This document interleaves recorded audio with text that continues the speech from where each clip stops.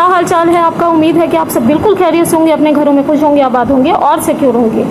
Ducky भाई के case के हवाले से भी अपडेट मेरे पास है। इसके अलावा आज बहुत ही ज़्यादा इम्पॉर्टेंट न्यूज़ मैं आप लोगों के सामने रखने वाली हूँ, आप लोगों के सामने पेश करने वाली हूँ। बहुत सारी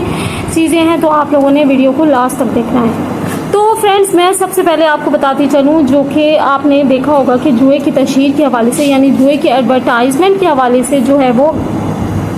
साइबर क्राइम एजेंसी के जो एडिशनल डायरेक्टर थे सरफराज चौधरी साहब, वो इसकी इन्वेस्टिगेशन कर रहे थे और डिफरेंट लोगों को नोटिस भिजवा रहे थे। लेकिन अब एक न्यूज़ आ चुकी है जिसके हवाले से ये बताया जा रहा है कि सरफराज चौधरी जो कि एडिशनल डायरेक्टर हैं साइबर क्राइम एजेंसी के, उनको मुअत्तल कर दिया गया है। अब उनको मुअत्तल कर दिया गया है तो इट्स मीन कि अगर मुअत्तली होती है, यानी मुअत्तल कर दिया गया है, तो और उन्होंने जो है वो अपना जो है वो लाहौर से जो है वो जो भी उनके काम वगैरह थे तो उन्होंने वो रोक दिए हैं और वो वहाँ से जा चुके हैं। इट्स मीन कि अब जो है वो साइबर क्राइम एजेंसी के जो मेन जो फेस था, यानी जो इन्वेस्टिगेशन कर रहा था, जो कि नोटिस भिजवा रहा था डिफरेंट जगह पर जाके, additional director cyber crime agency को मुअत्तल कर दिया गया है।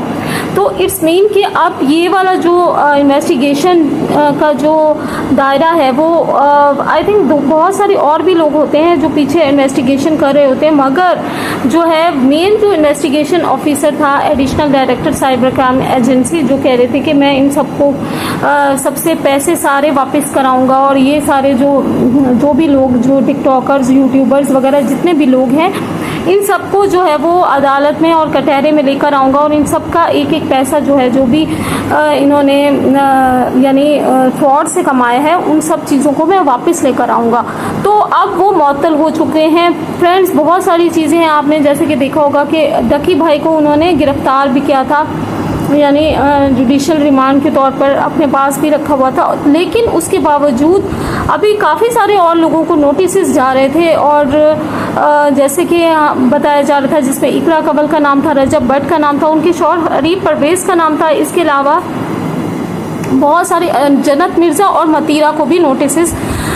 जाने वाले थे, यानी उनका नाम भी इस फहरिस्त में शामिल था। यानी 47 लोग ऐसे थे जिनका नाम जो है वो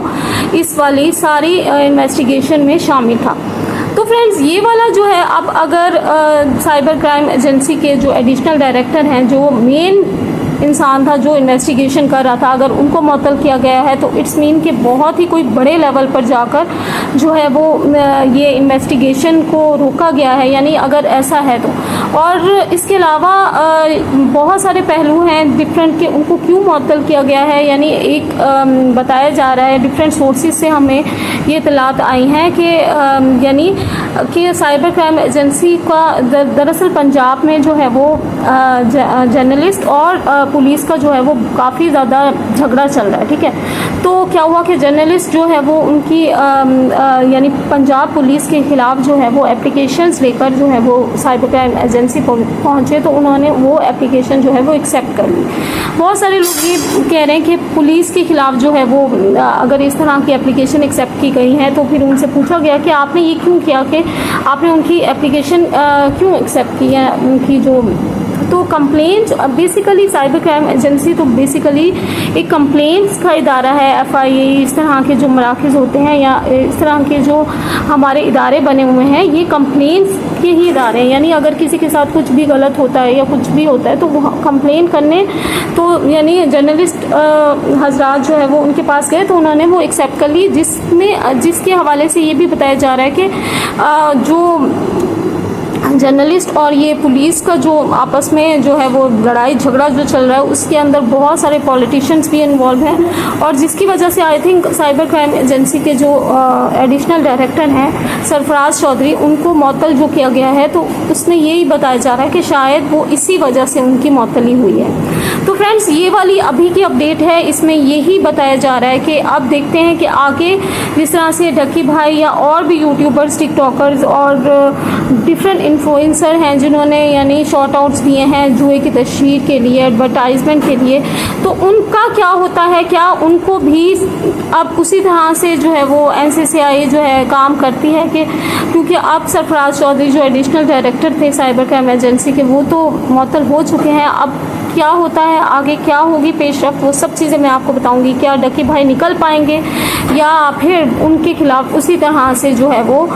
यानी इन्वेस्टिगेशन होती रहेगी। क्या होता है आगे इन सारे केसेस का, क्योंकि उन्होंने करोड़ों रुपए जो है वो डकी भाई के अकाउंट्स में